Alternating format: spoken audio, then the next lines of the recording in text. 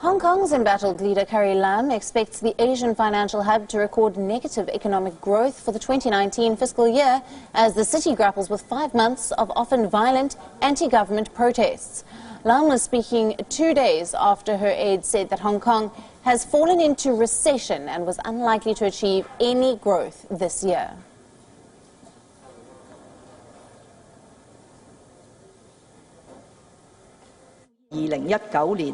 都係好有機會出現咧全年都係一個負增長，即係話係做唔到已經經過調低咗嘅0%到1%呢個嘅正面嘅增長，咁所以情況係非常之嚴峻嘅。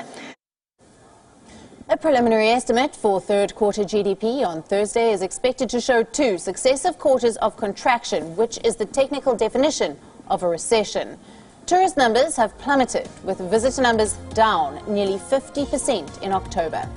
There's been a spurt in unemployment and bankruptcies, besides record declines in retail sales. Shopping malls and family-run businesses have been forced to close for multiple days over the past few months.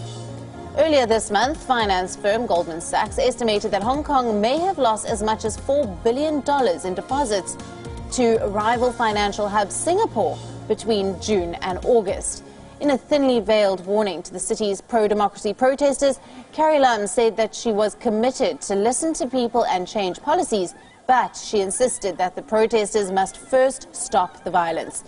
She said that if the unrest continues, it will make it even more difficult for her government to salvage the economy. Beijing-backed Carrie Lam said that the government would announce fresh measures to boost the economy once the unrest in the Chinese-ruled city settles.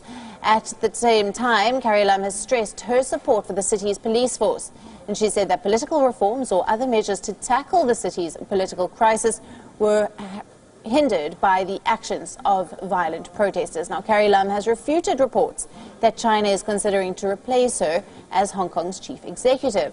She said that China remains confident in her leadership and her political team to handle the situation. The final question about speculative report on the Financial Times.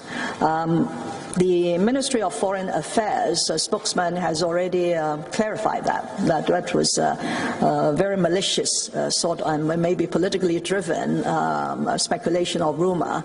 As far as I'm concerned, from the beginning of this social unrest till now, the central government has been very supportive and remains confident that I myself, my political team, and the Hong Kong SAR government, particularly the police, will be able to handle the situation and end violence and return Hong Kong to normal as soon as possible. Unrest in the Asian financial hub poses the biggest popular challenge to Chinese President Xi Jinping since he came to power in 2012.